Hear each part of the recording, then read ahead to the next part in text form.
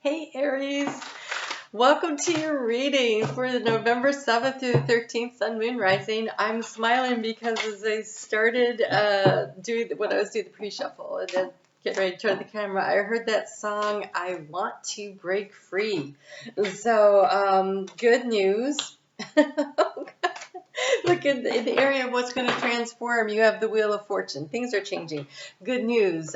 We have an eclipse. It is a full moon eclipse, making it even more powerful for creating the change that you want to manifest in your life. So that's so interesting. I never take two off the bottom, but they're related. So we have this hermit, this energy of having gone within and doing the seeking and the finding. And yes, look, you have been finding. You have the Nine of Pentacles that comes with it. He is harvesting the fruits of his labor. The time that you have spent doing the soul searching, the deep work within, that is going to yield great results for you. You are definitely harvesting something. Oh my God, look at this. You are harvesting something. What are you harvesting? Look, it is a major cyclical ending happening for you. And you've been trying and trying and trying, because in the area of what you have been trying to overcome, the obstacle you've been trying to overcome is the World card, the completion of a cycle, right? And then here in what's transforming, you have the wheel, you have the cycle. It is completing. You are going to break free of something. I feel like what you're going to break free from, though, is your own expectations of what you are supposed to be. I think this is a freedom that allows you to go and be who you really are, to find Aries and not conform to everybody and everything else that everyone wants. There is a level of forgiveness that you have the opportunity to have for a situation or for yourself that allows you to see things from a different vantage point. And it is in the forgiving of, in the releasing, in the letting go. Okay, I'm a little distracted right now by this spider. I bring a lot of my plants in because it gets cold out, and I actually brought the morning glories in, and I thought they were going to die right away, and instead they have just sprung up to life. But there's a spider that came in with them, and when I was talking to you about the freedom that you have to release and to let go, he was dropping, or she was dropping down on its web and then climbing back up, and then it's creating a new web, a new space to be in. There is this energy of wanting to escape and break free of the constrictions and the restraints of others to create your own network. So if you are an entrepreneur, it's an opportunity to create your own network where you draw and attract to you the business and the resources that you want. If it is in friendships groups, you might, maybe those people they're not who you are now. Like, we outgrow situations and people and relationships, but there's this energy of it's around the inner child that's being healed. Lots of that. Oh, well, that would make sense. We have Chiron in your sign. Okay, so there's a lot of inner child healing here that's happening. And as you allow yourself to release and let go of the expectations that were placed on you by others. So much of what happens when we're children imprints us. And so If your parents had these certain expectations for you, then as you move out through life, you think everybody has those expectations, but they might not, because the expectations they have for things and people were imprinted by their parents. And unless they had your parents, they may not be the same ones, but it's your interpretation of it. And so as you are allowing yourself to break free of these imposed guidelines, these rules of operation that were imposed on you from a previous job experience, a previous relationship, from your childhood, from the things that you experienced growing up. As you allow all these things to slide away and you start to create your own rules based in your own integrity and your own dreams and your own goals and where it is you want to go, when you start focusing on what is important to you, you change everything.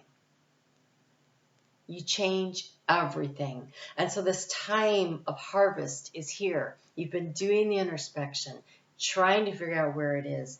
You are here, the card of self-mastery, where you've been focusing your attention, but he's a blacksmith. He's working on a horseshoe, creating his own luck through skillful attention to the details.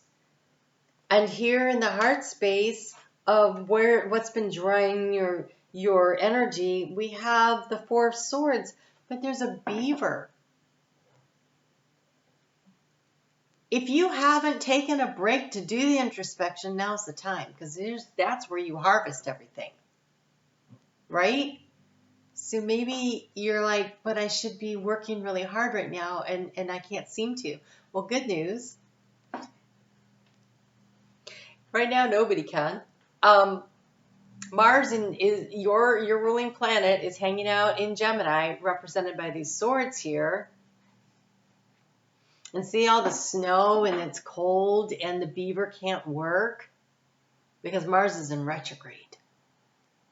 And you know, it looks like it's starting to thaw a little. Like he has plenty to eat. He has what he needs. Is it time to rest a little? It comes spring, right around the equinox. So right as we're heading into your season, Aries, Mars will be moving forward. Actually starts moving forward in the middle of January, but it'll be out of its shadow. So there's this reworking of a program. And when you're a fire sign and you're like, but I want to be on the move, I got things to do, you're really being encouraged to allow yourself to rest, to recognize that you've been doing a lot of hard work. Here in the heart space, we've got this Ten of Wands, but this is a beautiful Ten of Wands. You're not alone.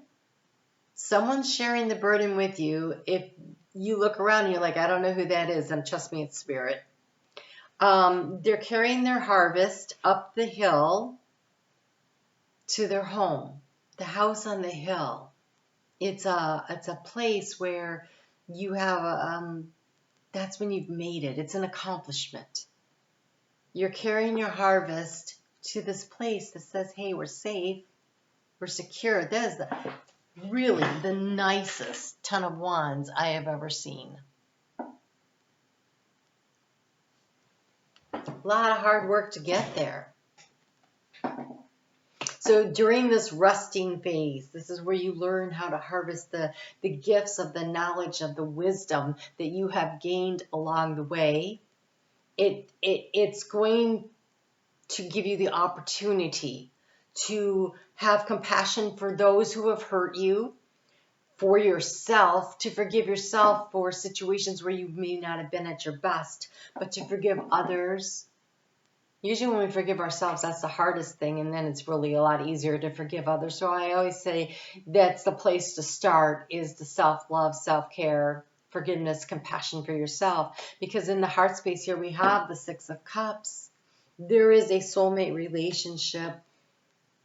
Could be friends, could be family, could be a significant other. But in the heart space, it's where we find our tribe. And right now, we're all figuring out who we are now.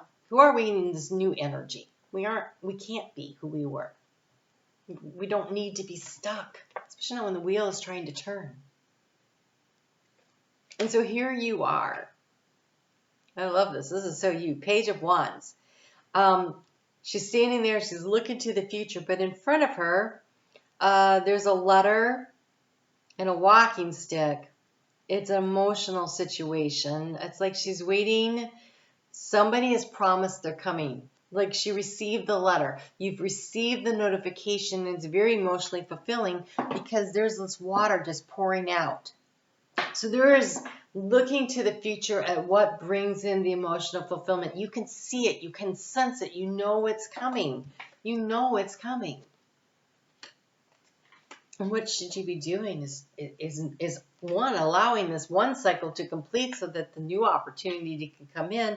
And two, we have this Queen of Pentacles in the area of resources. Who the heck doesn't want the Queen of Pentacles in the area of resources? She's saying, hey, nurture, care for what is of value to you. And what is of value to you? Resources, it's time, it's money, it's energy, it's love, it's finances, yes. But whatever it is that is of value to you, nurture it and care for it. That's how you get more abundance. That's how you bring the abundance in. And the potential of doing all this work, we have this Hierophant, and this is the most interesting Hierophant because this is forgiveness. This is allowing yourself to be unstuck. This is the releasing and the letting go. Letting go of those that have those situations that have hurt you, those situations where you've hurt others.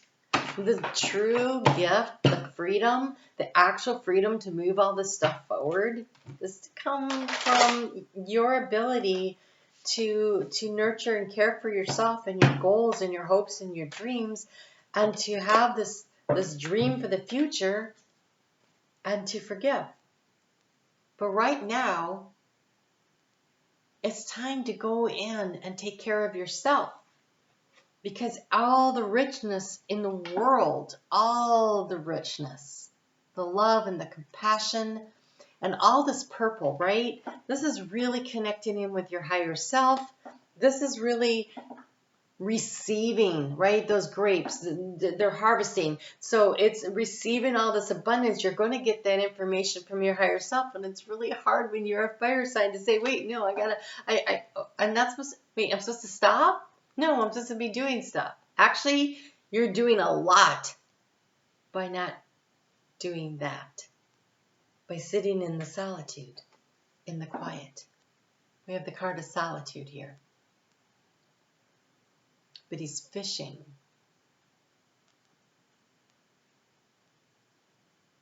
It's casting a net.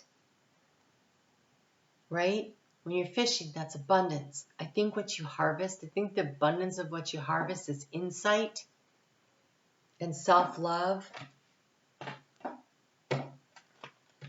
And I think it puts you exactly where you're supposed to be. That you don't need to rush and you don't need to hurry right now. See, I can't make this stuff up, but if I could, I would. I would totally pull these cards together. Look, so on the water, the boat called Solitude. Different deck now. It's called Ocean's Muse. Says water wisdom. By the way, water pouring out on a fire sign, always fun. Intuition. Hermit's light. The Hermit's light. And here, look, there's words being illuminated. Your soul is trying to speak to you. Your higher self wants to bring you gifts. That's the word next is discovery. If you take the time, if you allow yourself to go into the solitude, if you spend this time, you could look at this, maybe not so much about forgiveness as much as going into the quiet and and going to your higher self and asking for information, asking for the knowledge, asking for the wisdom, asking for the stuff to be brought in. Yeah. And so during this eclipse, take the time. This is the energy around this eclipse. And honestly, it's happening in Taurus, and that's the Taurus card, right? And so take this time to spend a little time in solitude. Give yourself the gift while that moon is in Taurus on Monday and Tuesday to really create some meditative time. And because of the water here, I want to say take a bath. Take a nice saltwater bath. Play some music if that helps you to quiet your mind. There's really great meditative music. Look for something that wants you to open your third eye. So third eye chakra meditation music, and really connect in and allow the information to flow. They're saying flow to you. Spirit has things they want to tell you. So when that moon moves into Gemini, that's Wednesday, Thursday, and Friday. You have the card of the Ascension Flame. There you go, all fired up like you. Liberation. I told you, I want to break free. Liberation, a sense of greater purpose and higher expectations. You are going to set yourself free from these constrictions and restrictions that have been placed on you from other people's expectations that then became your own. Set yourself free. Allow the cycle to complete and the wheel to turn and move into this higher, the galactic vibration, into this higher vibrational energy. It says personal conviction, raising your resilience, and you're a direct channel. Ascension Flame and Galactic Vision. Oh gosh, look at that. That looks like the Death card, the Scorpio card. Allow the cycle to complete. If you allow this one to complete, look at all this purple. There's so much purple. Your higher self is trying to speak to you through your crown and your third eye chakra, trying to bring in all this information you connect in through your heart space. Allow the cycle to complete. Whatever, and this, look, this information is trying, Spirit is giving you the message that they're trying to bring you information. This page isn't the one carrying the information. This page is the one who's going to receive. This is you, the page of wands. You're the one. You're the chosen one to receive this information at this time, but you need to be in a quiet space to get it. It's only a week. This is a weekly reading, right? So take time Monday and Tuesday.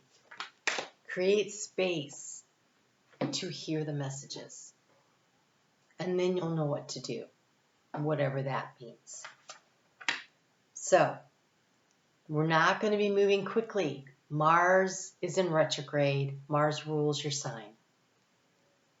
The slower pace is to allow you to take the information, to integrate the information. The North Node is getting ready to move into your sign. It'll be there next June. That's what this is about. This is the last. No, there's one more full moon eclipse that'll happen in Scorpio before the North Node gets into your sign. The North Node gets into your sign next June. This is about really creating the space to allow this information, this opportunity to come in so that when the North Node gets into your sign, you're like pointed in the right direction. And so, don't worry about the big rush. There's no rush. This is about it coming in soft. It feels like a soft rain shower, or floating in warm water, the bathtub again. But this feels more like if you ever do a lazy river, and the water's nice and you're just floating along and you got your fingers drifting and your toes and you're just ambling along, you're just drifting along, you're connecting in. This is about creating the connection with your spirit guide team, because downloads and information will be coming to you during that North Node cycle. And so this is about wiring yourself to receive. Wiring yourself to receive. And when that moon moves into Cancer on Saturday and Sunday, you have amble with contentment. Waiting rather than acting is going to be the most advantageous now. You're being rewired. Over the next 6 months or so, 9 months maybe, kind of like a pregnancy, you're being rewired. Because once that North Node hits your sign, you're going to be getting the information. And it's going to be powerful. Powerful.